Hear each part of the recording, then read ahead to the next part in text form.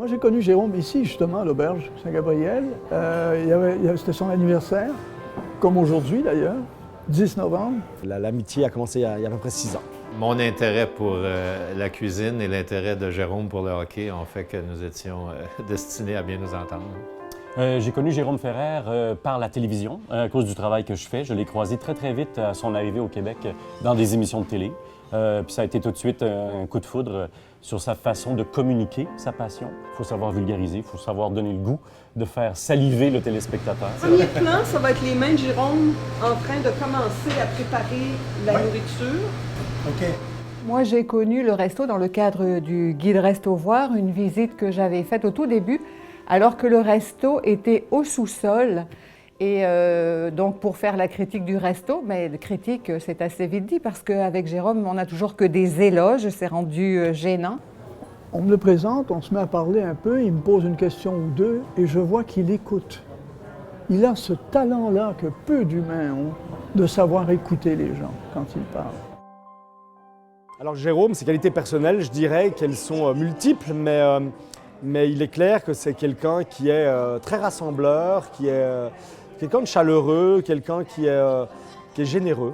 Je trouve que c'est un vrai restaurateur dans l'âme et de surcroît un cuisinier doué en fin de compte. Pour moi, ce qu'il faut souligner à grands traits, c'est sa grande générosité, le don de soi, socialement. Alors, son implication sociale. Je suis président de Allergie Québec et Jérôme, à ma demande, s'est joint à notre conseil d'administration.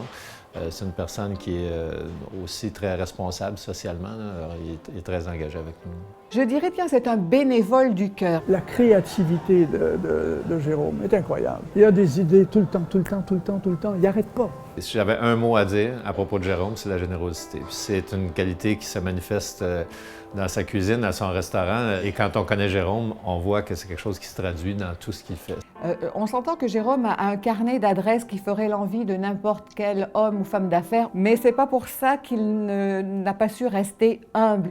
Et n'importe qui va venir ici, qu'il fasse partie du gratin ou pas, va avoir droit aux mêmes égards. D'être devenu en 10 ans ce qu'est devenu l'Empire Jérôme Ferrer, parce qu'il y a plusieurs restaurants, il n'y a pas que l'Européen. Il y a chez Burke's, il y a Bromont où il fait des brunchs maintenant. Là, il ouvre une poutinerie ou une pataterie, je ne sais plus comment il l'appelle, Jerry.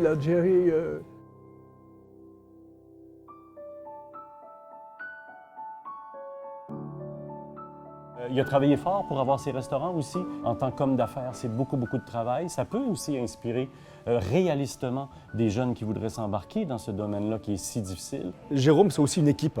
Et puis, il est très bien entouré, il a su s'entourer. Il est avec Ludovic et Patrice, ses deux associés. Et à trois, ils sont assez redoutables. Il est arrivé ici avec ses associés avec rien.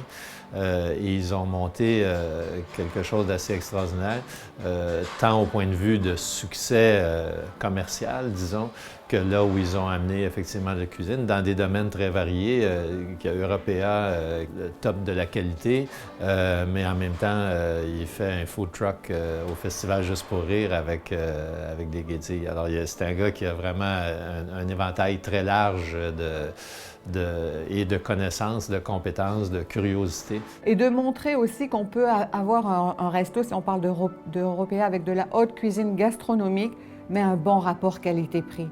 Parce que ça aussi, il faut en parler. Je trouve qu'il y a un service, il y a un accueil, il y a une attention vers le client.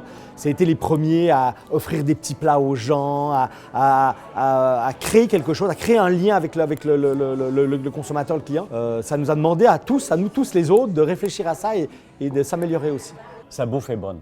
C'est bon dans la bouche, c'est bon dans les yeux. Cet équilibre-là est parfait dans ces restaurants. Je dirais que Jérôme Ferrer, comme ses prédécesseurs, les Normand Laprise et les Daniel Vézina de ce monde, est quelqu'un qui a beaucoup contribué à élever les standards de la restauration. Il est maître cuisinier de France, il a réussi à faire de l'Européa un relais château, ce qui est quand même, je pense, c'est le seul dans la restauration à partager ça avec Normand Laprise. Quand on voit les millions de clients TripAdvisor qui disent « Pour nous, le deuxième meilleur restaurant au monde, c'est l'Européen », ça doit vouloir dire quelque chose. Quand on rend hommage à quelqu'un, c'est pour inspirer, et c'est sûr que Jérôme Ferrer, pour toutes ces raisons-là, inspire. Il accepte chaque prix avec beaucoup d'émotion et de sincérité Et ça, c'est merveilleux à voir. Puis oui, on peut lui rendre hommage. Ça va faire plus d'une dizaine d'années qu'il se décarcasse, on pourrait le dire, et qu'il fait des choses magnifiques. Et c'est pleinement mérité. Il est évident que vous êtes complètement dans le mille quand vous rendez hommage à Jérôme Ferrer. Ça, c'est évident à mes yeux. Personne ne va contester ça au point de vue professionnel. Et sur le plan personnel, ceux qui le connaissent vous diront tous la même chose que moi. Alors, j'en profite pour le féliciter et le remercier de son amitié. Tu le mérites, mon Jérôme. Tu le mérites grandement, cet hommage. Et prends-le, tu le mérites.